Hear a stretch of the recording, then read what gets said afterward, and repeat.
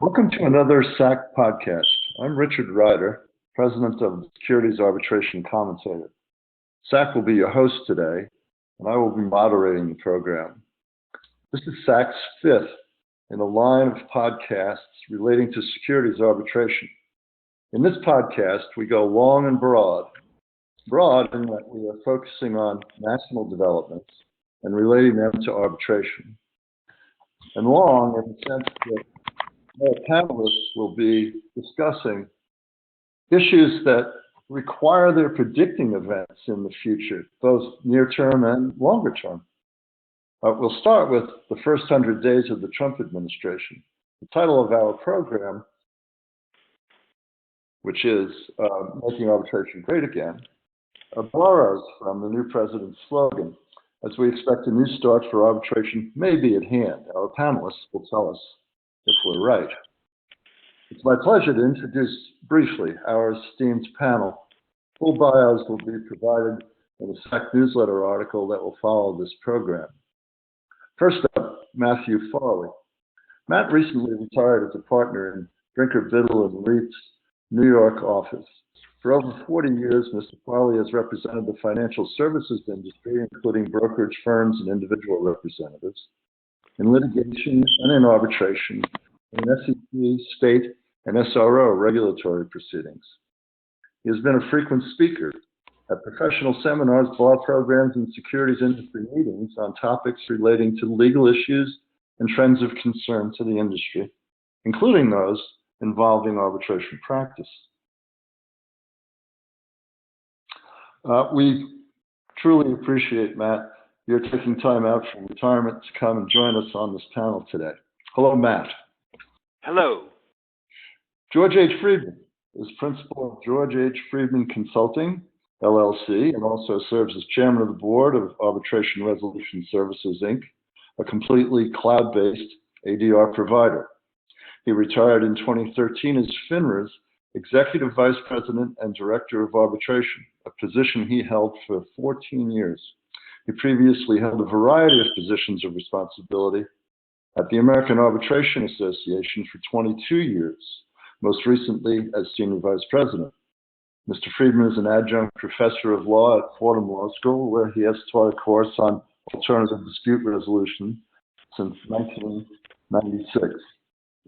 George has participated in our prior podcasts as a moderator, so we are very glad to have him participate this time as a speaker. Thank you, George. Thank you. I was tired of being quiet. Deborah, you'll have your chance. Deborah Masucci is a full-time mediator and arbitrator, as well as chair and board member of the International Mediation Institute. She is a global expert in alternative dispute resolution and dispute management, with over 30 years experience in promoting the effective use of ADR in the securities, employment, insurance, commercial business, and international areas. She has served on the board of the Securities Arbitration Commentator since its inception. I should mention that George also is on our board. We welcome Deborah's broad perspective on this panel. Thanks, Deborah. Thank you. I'm glad to be here. Peter Mouget is recognized as one of Florida's top 100 trial lawyers, a Florida super lawyer in securities litigation, and is a past president of the International Securities Bar Association, PIABA, the Public Investors Arbitration Bar Association. In addition, Mr. Mouget has also been rated AV preeminent by his peers through Martindale-Hubbell. He's a shareholder with Levin Papantonio and is head of the Securities and Business Litigation Department at that firm. Peter's perspective as an investor representative will be key to our discussion. Welcome, Peter. Thank you. Let me observe, just as an aside before we get going, that counting me, there are 3 former NASD FINRA directors of arbitration participating in today's podcast, George and Deborah, including myself. Let's look at the broad issues on the next slide. These are some of the questions we hope to address today. Does President Trump favor arbitration? Is the anti-arbitration movement dead? And the bottom tabs deal all with financial regulation. Likely changes in financial regulation can be expected to affect securities arbitration and arbitration more generally, perhaps in the near term. For that reason, we'll spend some time on this subject. Going to slide 7, well, we can see that there are 4 subtopics under financial regulation. We hope to discuss each of these in series, and we'll then end with the predictions. What is going to happen 3-4 years from now at the end of this current administration? George, we want to start with you and address the first topic on our agenda, and that is, where does our Commander-in-Chief stand on arbitration? Well, in short, it's my belief that he likes arbitration because he's used it in the past as a businessman. For many years, he's used arbitration. I can tell you, I think the statute's front on this. He had an arbitration in the 80s at American Arbitration when I was there involving real estate. So, and he continues to use it. So I think he's someone who likes arbitration. I also think he doesn't appear to have changed his mind just based on recent things we've seen. First of all, the indisputably dispute resolution law professor's blog reported that the campaign used arbitration in employment agreements, quote unquote employment, for volunteers. So that to me shows an embrace. And since he was elected and took office, I mean, there's been evidence that he likes arbitration. Very quickly, there was an executive order President Obama signed that basically said if you want to do business with the federal government and the contract involves more than $1 million, you can't mandate arbitration of Title VII or sexual harassment or assault claims.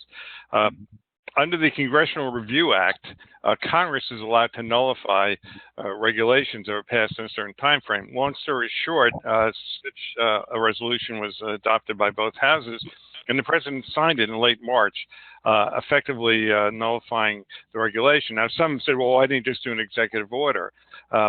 As I said to my students at Fordham, it's like the ServPro commercial. It's like it never happened. The effect of the nullification is like the regulation never existed. It's retroactively nullified.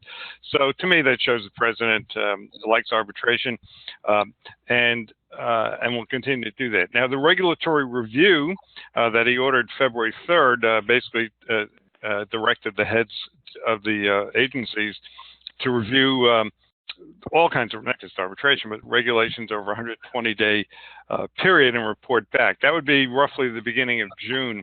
The Fiduciary rule and the Consumer Financial Protection Bureau's proposed class action ban, caught up in that. And in fact, the Fiduciary rule just on April 4th was swept up and has been delayed for 60 days, which basically means instead of that fiduciary standard rolling out April 10th, it's going to roll out around June 9th, which is coincidentally more or less when the 120-day review period runs out.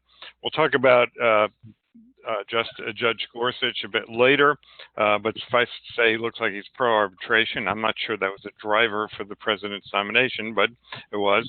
And I think going forward, you're going to see more of the same. A president who embraces arbitration. I don't think he will sign any of the anti-arbitration bills that have been introduced that you'll hear about later, with the exception of one that we'll talk about. But I just continue to think we're going to see a pro-arbitration president. So, Peter, if George is right on that, is the anti-arbitration movement dead? I don't want to say it's dead, but I think it's on ice or life support for the time being, at least while there's the proverbial hat trick, the GOP hat trick. I don't see the anti-arbitration movement getting any traction over at least the next 4 years. At this point, I think that at the very least we'll maintain the status quo in that we won't see any movement made or any progress made as making arbitration at least one of the choices as opposed to mandatory. For example, in the financial services industry, where investors, in order to participate in our financial markets, essentially have to agree to arbitration. I don't see making any progress on that front, at least in the next 4 years. I'd say at the very least on ice or on life support over the next 4 years. George, you mentioned some anti-arbitration bills in Congress. Can you give us a bit more detail? We'll have to do another podcast for that one, but I'll keep it brief. One of my colleagues at AAA many years ago would deal with arbitrators who called and said, "Why am I not getting cases?" And he would say, "Many are listed, but few are chosen." As regards many arbitration bills are introduced, few will be enacted, in my opinion. In the course of this year alone, to date, 10 anti-arbitration bills have been introduced. I'm not going to go through them all. They were introduced by Democrats. I'm going to pick on Republicans later, by the way. But they were introduced by Democrats. 6 alone on March 7th. Some are reintroductions. Some are new. Some amend the Federal Arbitration Act. Some amend specific statutes. Some both. They aim to protect different groups: consumers, investors, employees, those asserting civil rights claims, service members, whistleblowers. Some ban pre-dispute arbitration agreements. Some create procedural safeguards like hearings open to the public. I'm not sure I agree with that one. Some are prospective and some are retroactive, and I think that's a problem. Retroactivity, I think, creates constitutional issues with takings, but we don't have time to get into that. I think they're going to have a hard time getting passed. There are a few that are of interest to our audience, I think. I'm not going to go through all 10. Our old friend, the Arbitration Fairness Act, is back again. It would ban arbitration in a wide range of disputes, employment, consumer, including securities, we think. It's been reintroduced. It's been introduced in every Congress going back to probably 2007. Then there's the Investor Choice Act. If you had any question about whether securities arbitrations were covered under arbitration fairness, Investor Choice says they are. That one would amend the 34 Act, the Investment Advisors Act, to ban arbitration in broker-dealer disputes, let customers pick the forum, and guarantee class participation. Now, one of my pet peeves, by the way, and I'm not going to go on too long, is like, why not just have one bill that covers all this stuff? But we don't. Then Arbitration Transparency Act, I should mention that one because it would, in securities or investment type cases, consumer cases, would require they be open to the public. That's the Arbitration Transparency Act, not to be confused with the Mandatory Arbitration Transparency Act. The first one's in the House. The Senate version, with almost the same name, is totally different. And that one would ban arbitration agreements that have confidentiality provisions in employment and consumer, including investment. 2 more very quickly. Justice for Victims of Fraud Act essentially would deal with people who were victims of the Wells Fargo fictitious account problem, but it doesn't single out Wells Fargo. So basically, it would say you can't enforce an arbitration agreement involving a fictitious investment account of any sort from any broker-dealer. And finally, the Restoring Statutory Rights Act, which essentially would undo all of the Federal Arbitration Act decisions that held state laws preempted. Essentially, roll those back. So, again, I wish there were one bill instead of 10. I think they're all doing the failure. The one I think that might have a shot is the Justice for Service Members and Veterans Act, which essentially would say you can't require a returning a service member or a veteran to arbitrate employment disputes unless they agree after the dispute arises. The reason I think that has possibility, it actually got Republican co-sponsors in the last Congress. And I think the president's clearly demonstrated he supports people serving in the military. So I think this one might actually have a chance. But that's where we are right now, and time will tell. Peter, if the anti-arbitration folks are not batting well on the mandatory arbitration ban, might they turn towards embracing arbitration and trying to make it fair, or more fair in their view? Yeah, I think that the approach from the I'm going to say not anti-arbitration, but pro-choice as far as being able to select arbitration versus state or federal court, depending on the size and the case, I think the two have gone hand in hand or a double-pronged approach, meaning that that investors, consumers should have the opportunity to select which forum as opposed to mandatory arbitration, and that went hand in hand with of ensuring fairness in arbitration. So I think the best way to have more and more investors and consumers in arbitration, whether it be FINRA or any of the consumer arbitrations, is to make it more and more transparent and more fair towards both parties. So I don't believe it's a pro-claimant or pro-investor movement. It's simply having the ability to choose as opposed to a contract of adhesion. So I don't think there's going to be a shift in focus necessarily, because I believe that there has been a two-pronged approach that went hand in hand, and I don't expect, for example, some of the bills that George just mentioned, I don't expect those to go away. For example, Representative Ellison from Minnesota's bill to go away that was just reintroduced. I think that they will continue with their goals and objectives of trying to make arbitration a choice or an option. And at the same time, you will see continued movement from consumer advocates and investor advocates to level the playing field, or as you refer to it, as ensuring fairness. So I think the two go hand in hand. I don't think that the pro-selection side will go away given the current political landscape. Okay, Matt, your reaction from the defense perspective. Well, let's start with what's unfair about it. The idea that after, what are we up to now? 20 years of 30 years of arbitration that has been put through the ringer in various modifications and mutations.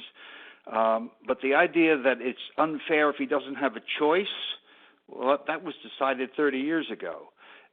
They have a choice if the broker chooses to have an account document that doesn't require arbitration. I'm told there's one or two out there. But why do we have to mandate that every broker doing business has to surrender arbitration and allow himself to be sued again? Class action waivers, Matt, not present in securities arbitration, at least on the customer side. Are they fair in other industry disputes? There is a real tension between congressional intention in both the Arbitration Act and the class action theory of allowing small individual claims to be aggregated. Has that tension led to some universal or unilateral actions by many businesses by getting them into arbitration, which automatically voids a class action? I'm open to hearing about that, but I don't think it's a pandemic. Thank you. Deb, switching topics a little bit, staying on the anti-arbitration movement. Judge Gorsuch, tell us where you think that the confirmation is going to go, and Judge Gorsuch's view on arbitration to the extent you know. Well, I do believe that Judge Gorsuch will be confirmed by the Senate, and will be sitting on the bench in the near future.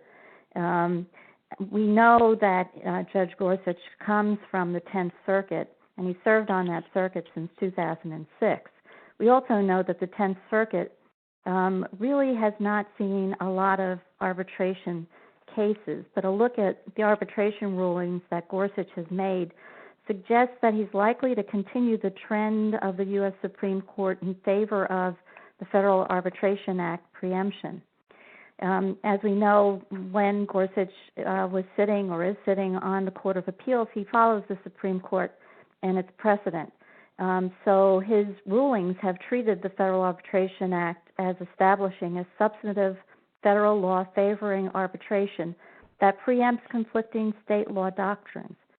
The central question in most of those cases has been whether, under generally accepted principles of contract interpretations, the parties agreed to submit their dispute to arbitration.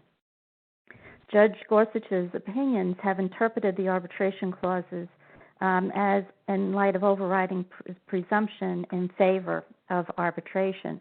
But it doesn't really answer the situation involving class action waivers, where there is very little that is in the record in cases that he decided.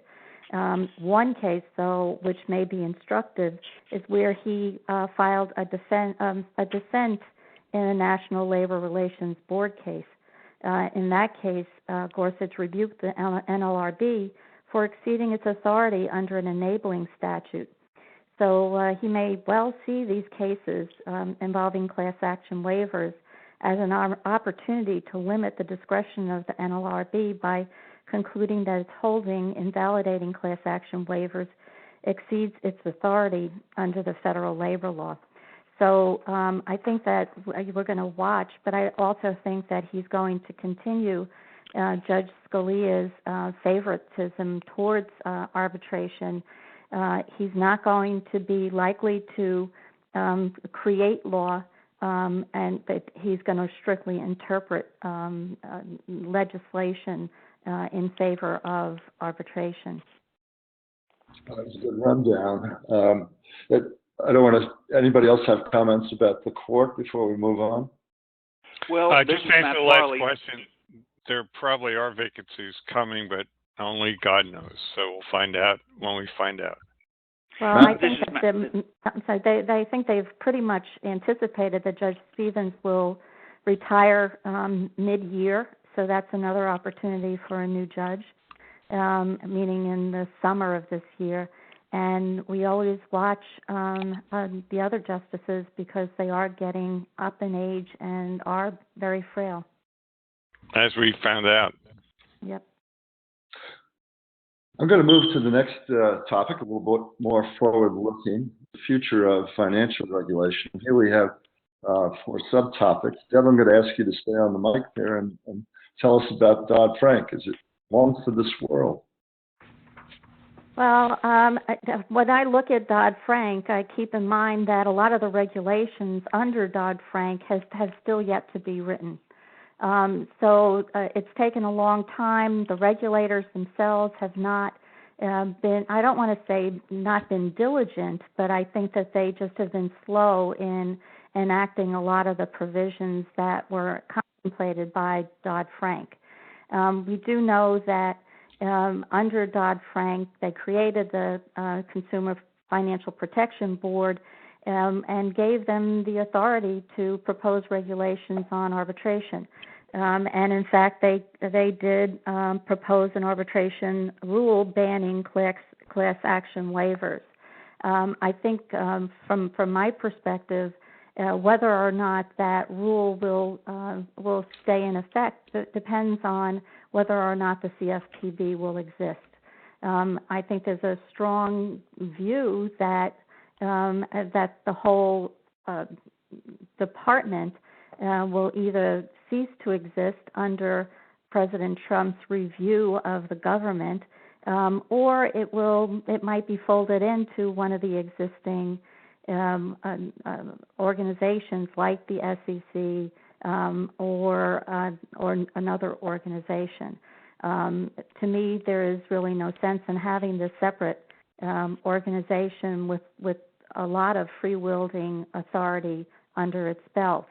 One of the questions that you raise is, will Congress leave in place the SEC Section 921 authority to ban or limit pre-dispute arbitration agreements? That authority has been in place for many years, and the SEC has failed to exercise any ban or limitation on pre-dispute arbitration agreements. They have gone the route of disclosure, and I think many people look at those regulations in a positive way, but I think especially in light of who has been nominated to lead the SEC, I don't see that the SEC will exert any authority in that area, but I do see that Congress just leaves that authority alone. You do think that they will continue to let the SEC have that power? What if Congress were to take it away, Deb? Would that imply that the SEC could no longer regulate in the arbitration area?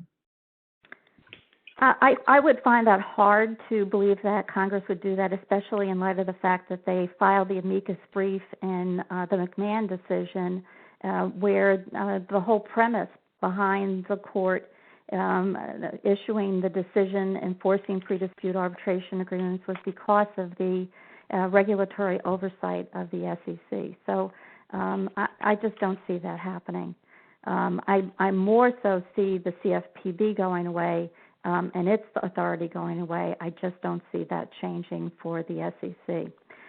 One of the areas, though, that we might talk about a little later does have to do with money, and if Congress starts to reduce authorizations to the SEC, one wonders the extent of their regulatory action will occur when they have less money.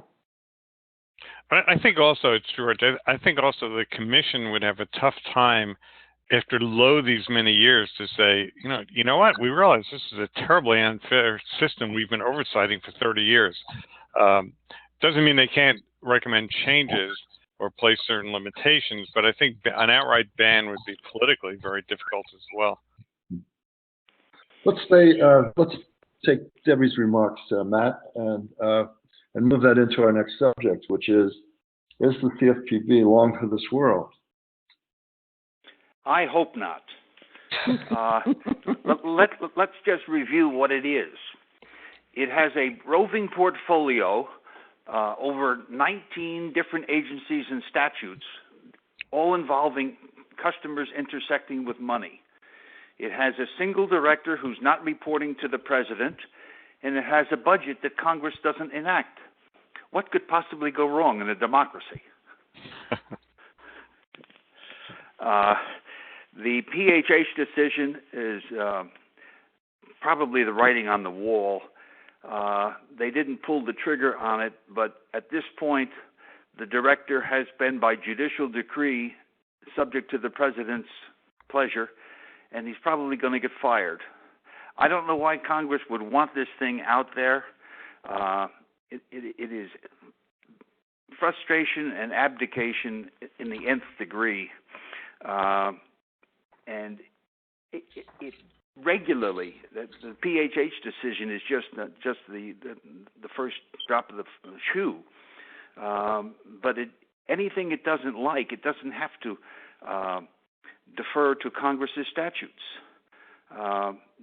The sheer arrogance that drips off the. Let me tell you about the PHH decision. It is a terrific read. It's not just jurisprudence, but the board actually argued that it was not bound by any of the statutes of limitation in any of the statutes that it oversaw.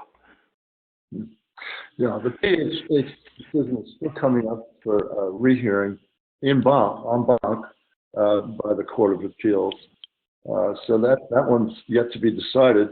Will the GOP bills that are in Congress now preempt a decision by the Court of Appeals and eliminate the CFPB or restructure it in a way that would save it? Well, the real question is, why do we need a super agency doing the work that should be done by the other 19 who have expertise in their lines of business? This agency, anytime it gets its nose out of joint, just runs roughshod over the existing agency. We're talking student loans, car loans, mortgages, not just securities here, but securities as well. Congress will regret the day that it created this Frankenstein outside of its budgetary process. Deb and Matt, we've heard from you on the CFPB. Anybody else want to comment before we move on? Yeah, I want to weigh in. Again, PHH, for those who don't know or remember, is a decision that's now being reviewed en banc that basically said the structure is unconstitutional because the director is independent and he has to be terminable at will by the president. Now he has to be terminated for cause. There are three inconsistent GOP bills to deal with this. One would essentially codify that and say, It's an executive agency, and the director, a single director, who serves at the pleasure of the president. That's one approach. Then there's another one that says, let's just get rid of the CFPB altogether. And yet another one, a third bill that says, no, let's make it like the SEC with 5 commissioners, rotating terms, and make it an independent agency. So, they got to settle on one or the other. I do think there's a strong possibility that one of these will be enacted before the PHH decision is rendered. Again, it's being argued at 24th, and God knows when it's going to be decided. So, but I agree with the others. Somehow or another, I don't think CFPB, as it's currently situated, is long for this world. And by the way, one piece of trivia: one of the amicus briefs filed on behalf of the CFPB in this rehearing included as signatories the original Dodd-Frank. So, but you didn't know that. Well, I think one thing that we do have to watch is there's a lot going on right now in Congress with the health care bill, with tax code revisions. There's the foreign atmosphere and things going on around the world. But I think that we have to watch, because when the midterms occur, and we're talking about really 2018, we may see Congress change again. And then the question is, will they change hands? Will the Democrats then be in the majority? And will they have enough wind behind them to really embolden the CFPB, or not? I mean, I think that goes to a prediction that we'll have later, but I think congressional changes will define what will happen in the future. Yeah, we will see. The PHH decision, even if after rehearing en banc, could still go up to the Supreme Court. George, moving on to the next subject. It's not really an arbitration issue per se, but it has an impact, we believe, on securities arbitration and maybe arbitration generally. That is the DOL's proposed fiduciary rule. It's now on hold. Could you tell us about that? Yeah, briefly. The rule was published about a year ago. The fiduciary standard rule for those providing retirement investment advice. Now, the SEC has its own authority in Dodd-Frank to do its fiduciary rule. It's not done so yet. So DOL, Department of Labor, went ahead with its own rule. It was supposed to go into effect April 10th. But on April 4th, the agency filed a rule prior to that saying, no, we need to delay because, again, the president's asked us, as well as every agency, to do a review. We have until the beginning of June, thereabouts, to do our regulatory review. And how can we do that if this thing goes into effect April 10th? That rule went final on April 4th. So now there's a 60-day delay built in on the fiduciary rule, meaning around the time the agency has to do its report to the president, the rule will roll out. Or in my opinion, I think it's actually not long for this world. I think where we're going to end up on this at some point is a single unified rule, probably under the commission's auspices, dealing with this issue, because right now it's an invitation for investor confusion. Adding to the confusion, I do believe many of the firms affected by the DOL's rule will go ahead with the fiduciary standard anyway. They weren't waiting till the last minute. Many of them have already set up to roll it out. So I think on a voluntary basis, you're going to see it. Somewhat confusing. Again, unified rule, I think, under the commission's auspices. Okay, thank you. Anybody else want to react? Peter? Deb? I think George covered it. Okay. No, George, go ahead, Matt. Well, my problem with the fiduciary rule is that there is no landscape. There's no judicial landscape in the broker-dealer context. It's easy to say that a fiduciary is the highest standard of performance known in jurisprudence, and that just gives somebody a moral leg up on whatever happened and whether his motives were pure. But in the Cheney case, the SEC, the Supreme Court reminded us that labeling somebody a fiduciary does not end the inquiry; it begins it. It just seems to me that let me just back up. I think if you want to portray yourself, even if you're a broker, as an advisor, you may pick up that duty. I don't have a problem with that. What I'm having a problem with is the imposition of a fiduciary duty as the only way of conducting the business. I don't think the past 100 years has been a disservice to the investing public, and suitability is still a good way to go. Hey, Rick, if this is Peter, if I could chime in on that. Matt just pointed out there's no judicial landscape. I find that troublesome, and the reason why there's no, especially recently in the last 30 years, no judicial landscape under the rubric of fiduciary duty for, especially for broker-dealers or Series 7, is because of the arbitration clauses, that we don't see a lot of these cases in state and federal court anymore. They're essentially unreasoned opinions coming out of FINRA. I think that's a tremendous disservice that the jurisprudence under the rubric of fiduciary duty in the context of Series 7, 6 or 7 financial advisors, as they call themselves, is kind of a travesty that we really don't have the guidelines. The problem with the suitability context, I think at the end of the day is that the fiduciary duty is how the fiduciary concept is how the firms hold themselves out. It's how they market themselves. It's how they describe themselves to their proposed clients in both advertising and their internal materials. And then when they're asked to hold themselves to that standard, same standard that they advertise and hold themselves out at, they throw up their hands and say there's not a fiduciary duty because we were wearing our Series 7 hat, not our investment advisor hat, that quite frankly is a foreign concept to investors. So I think the fiduciary concept is important and quite frankly is doing nothing besides holding the firms accountable to the exact same standard they hold themselves out of. I'm going to use that to move on to the last subject under, or subtopic under the future of financial regulation, and ask you, Peter, there's been a pretty broad migration from the securities industry of brokers who are, at least currently, moving from a suitability standard to a fiduciary standard by becoming RIAs. That RIA space has grown dramatically in the past 5 or 7 years. And the SEC and the states have been regulating it. Have they done a good enough job, or will there be an SRO for RIAs required in order to complete financial regulation the way it should be?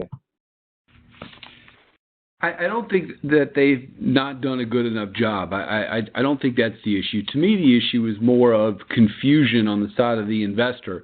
As we all have seen, I think it's kind of important to understand the context that, as Matt just pointed out, the argument is that a Series 6 or Series 7 kind of broker transaction-based advisor would argue or contend that they don't have a fiduciary duty. And on the other hand, you've got the investment advisor overseen by either the state or the SEC, depending on the size, that there is a fiduciary duty entailed. So oftentimes that can be the same individual depending on what hat they're wearing. And I see this not necessarily as a one regulator doing a better or worse job than the other, but that there's not necessarily a standard, uniform structure that oversees the industry. It depends more which hat you're wearing. Is it the Series 7 hat, or is it the investment advisor hat? And unfortunately, I'm going to go back to the point I just made about the marketing, is that it's almost impossible to discern the difference from an investor's perspective as to which hat the financial advisor is wearing. I mean, to the point where they're calling, I don't remember who just said this, but that the fact that if they're an advisor, you don't have any problem with the fiduciary, excepting for their titles anymore are all fiduciary. Freudian slip, a financial advisor.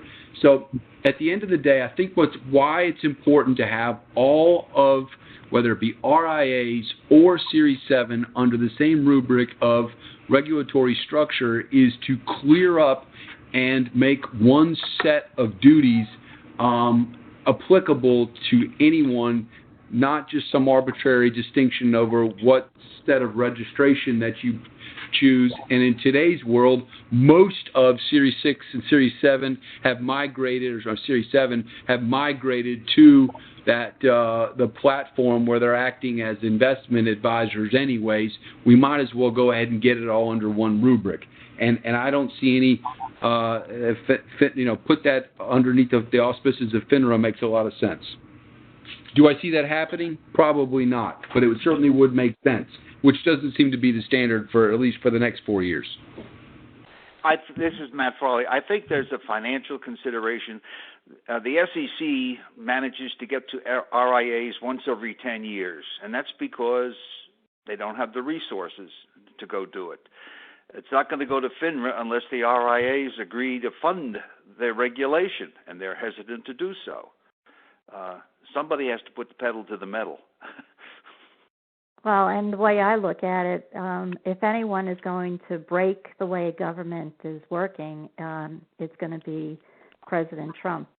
I think that he's taking a fresh look at all of the government agencies, trying to reduce duplication and trying to consolidate wherever he can. His name to fame will be a reduction in cost of government. And in looking at those costs, he's going to try to consolidate as much as possible. And if it's money that's needed to regulate RIAs, I can see him making a deal with the RIAs to enforce it, to have them fall under the rubric of FINRA organization and let them regulate them. I mean, keep in mind that about, I would say, 20 years ago, we had regulation at the New York Stock Exchange, the American Stock Exchange, the NASD. Now we have basically one regulator as a self-regulatory organization, and I think that's going to continue. And I think FINRA has been somewhat reticent to pursue that book of business. I think that may change because, as Rick said, their lunch is being eaten with this migration away from the BD model to the investment RIA model. And ultimately, I think that'll bode well for the arbitration forum. If everyone's under one roof, then all the arbitrations are under one roof. And right now, the RIA arbitrations are not necessarily at FINRA. They might be at AAA or JAMS, and there's some confusion there as well. So I think there'll be a change at FINRA to be somewhat more, aggressive to get the business. Well, this is an interesting topic. I could go with this one for a while. I think we, though, have to wrap it up, given the time available to us, unless somebody else has a comment on the subject. I think you've all had a chance to speak to that one. So I'd like to move on to the predictions. It's going to be an interesting 4 years. I think we've established that.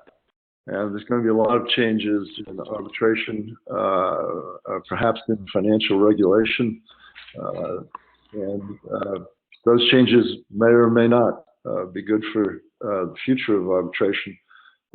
You've all had your thoughts on that. And I'd like you to wrap it up by telling us what you believe might happen in the next 4 years, so that at the end of this current administration, we will have a regime that is the same or very different.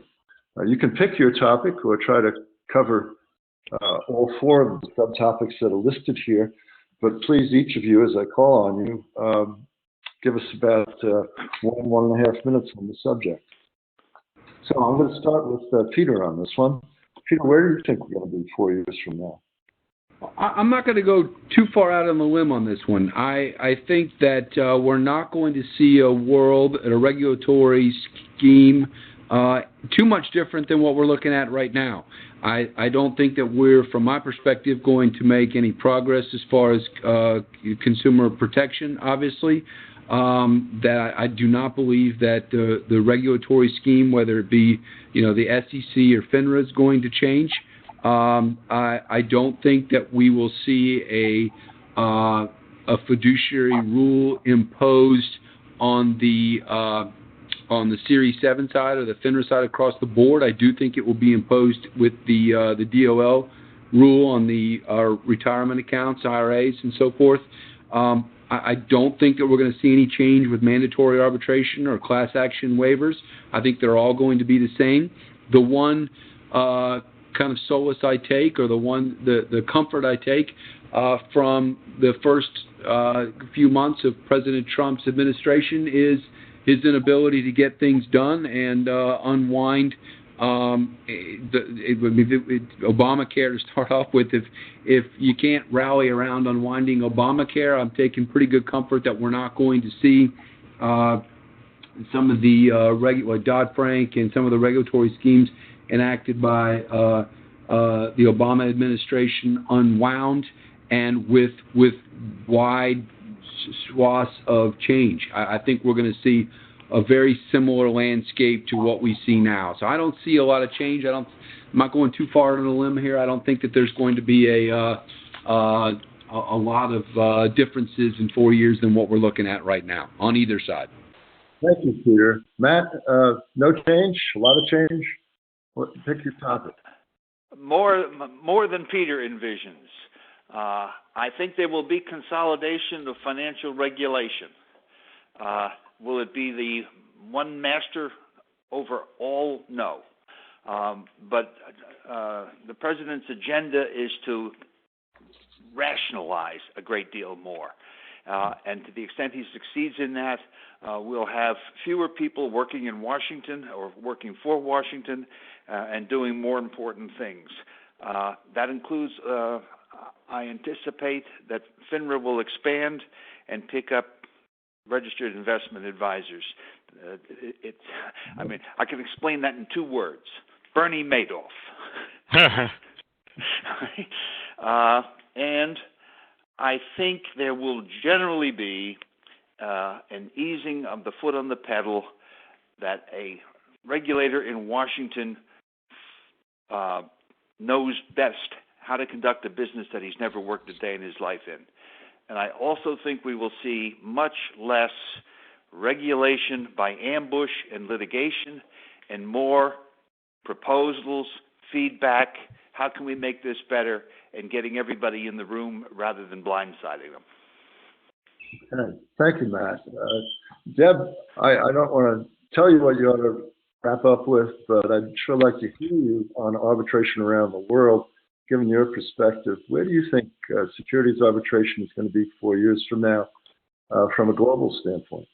Well, from a global standpoint, what I was thinking about earlier when we were talking about fairness, that was an issue that came up after the McMahon decision, and I was there defending the securities arbitration process as being fair, but we all know perception trumps, use word, Trump's fairness.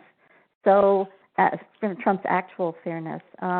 And there's a lot that's happened in the securities arbitration arena that has really evolved into other domestic arbitration areas and international. Right now, there is an organization called Arbitrator Intelligence. And what they're doing is collecting international arbitration awards, specifically in the investor state area, to make them publicly available so that there's not this secrecy about what arbitrators do in the investor state arena. That's what we did in the securities area 30 years ago. We made them publicly available. What we were also seeing is arbitrators who are trained in the securities area are now deciding cases outside of the securities area, whether, again, it's domestic, U.S., or international. So people are going to be learning their skills as neutrals in the securities area and bringing them forward into other arenas. So I think that's going to be a benefit. On a whole, though, I don't see arbitration growing the way it has in the past, because I think it's going to be overtaken by mediation and collaborative dispute resolution processes. I've been involved in an initiative called the Global Town Conference, where we're having events or gatherings in 39 cities throughout the world. It started in March of last year in Singapore, and it will end in July of this year in London. And the information that we're gathering basically says that parties, users, and that would be the plaintiff's bar as well as the defense bar, the focus being, in our case, is not consumer disputes, but commercial disputes. What they're really saying is that they want a combination of